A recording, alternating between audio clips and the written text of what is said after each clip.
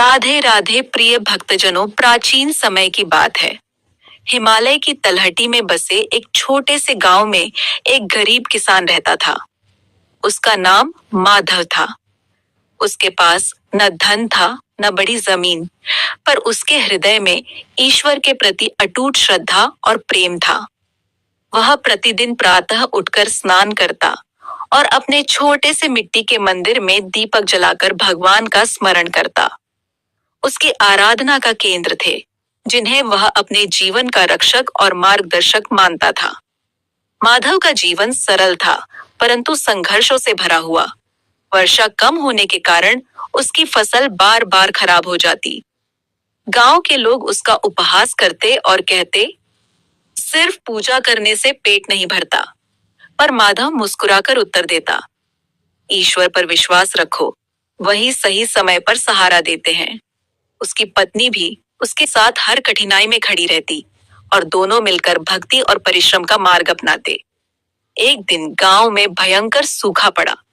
कुएं सूख गए, खेत बंजर हो गए और लोगों के घरों में अन्न का दाना भी न बचा।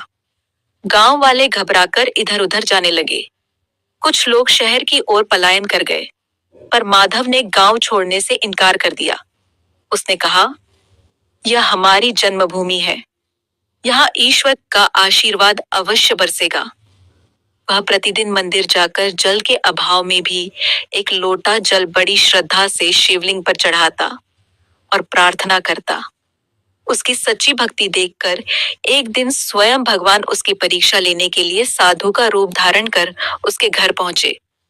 साधु ने कहा, वत्स, मैं कई दिनों से भूखा हूँ, क्या मुझे कुछ अन्न मिल सकता है? उस समय माधव के घर में केवल एक रोटी बची थी, जो उसने और उसकी पत्नी ने रात के लिए रखी थी। बिना क्षण भर सोचे माधव ने वह रोटी साधु को अर्पित कर दी। उसकी पत्नी ने भी सहर्ष सहमति दी। दोनों ने उस दिन उपवास किया, पर उनके चेहरे पर संतोष था। साधु मुस्कुराए और बोले, तुमने अपनी भूख त्याग कर मेरी सेवा की है। बताओ, तुम्हें क्या चाहिए? माधव ने हाथ जोड़कर कहा, मुझे कुछ नहीं चाहिए प्रभु, बस मेरे गांव में वर्षा हो जाए ताकि सबका जीवन सुधर जाए। साधु ने आशीर्वाद दिया और अदृश्य हो गए। अगले ही दिन आकाश में बादल छा गए और मूसलाधार वर्षा होने लगी। सूखी धरती हरी भरी हो उठी, खेतों में फसल लहलहाने लगी। गांव वाले चकित रह गए। उन्होंने माधव से पूछा, तुमने कौन सा उपाय किया? माधव ने विनम्रता से कहा, यह सब ईश्वर की कृपा है। सच्चे मन से की गई भक्ति कभी व्यर्थ नहीं जाती। उस दिन से गांव के लोगों का दृष्टिकोण बदल गया। वे भी श्रद्धा और विश्वास के साथ ईश्वर का स्मरण करने लगे। समय बीतता गया। माधव की फसल अच्छी होने लगी और उसका जीवन सुधर गया, पर उसने कभी घमंड नहीं किया। वह पहले की तरह ही सरल और विनम्र बना रहा। वह गांव के गरीबों की सहायता करता और सबको सिखाता कि भक्ति केवल मंदिर में दीपक जलाने से नहीं होती, बल्कि दूसरों की सेवा और त्याग में भी होती है। एक बार फिर भगवान ने उसकी परीक्षा ली। इस बार वे एक वृद्ध यात्री के रूप में आए और बोले, मुझे रहने के लिए स्थान चाहिए। माधव ने अपना छोटा सा घर भी उनके लिए खोल दिया। उसने कहा, यह घर आपका ही है। वृद्ध ने प्रसन्न होकर उससे आशीर्वाद दिया और कहा, तुम्हारी भक्ति ने मुझे प्रसन्न कर दिया है। तुम्हारा नाम सदैव श्रद्धा के साथ लिया जाएगा।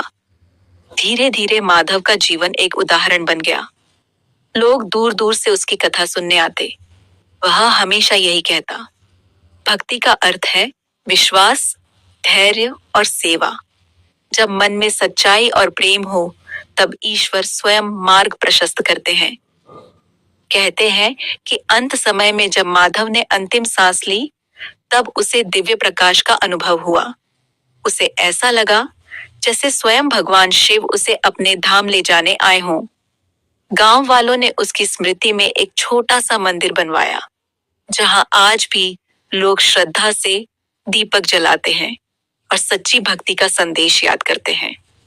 यह कथा हमें सिखाती है कि जीवन में कितनी भी कठिनाइयां क्यों न आए, यदि हमारे मन में विश्वास और समर्पण है, तो हर समस्या का समाधान मिल जाता है। सच्ची भक्ति केवल शब्दों में नहीं, बल्कि कर्मों में झलकती है। जब हम दूसरों की सहायता करते हैं, त्याग करते हैं और ईश्वर पर भरोसा रखते हैं, तब जीवन में चमत्कार अवश्य होते हैं। सीख: भक्ति का मार्ग सरल है, पर उसमें सच्चाई, धैर्य और सेवा का भाव आवश्यक है। सच्चे मन से की गई प्रार्थना कभी व्यर्थ नहीं जाती। ऐसे ही और कहानी और कथा सुनने के लिए हमारे चैनल को लाइक, शेयर, फॉलो और सब्सक्राइब करें। धन्यवाद। आपका दिन शुभ हो, मंगलमय हो।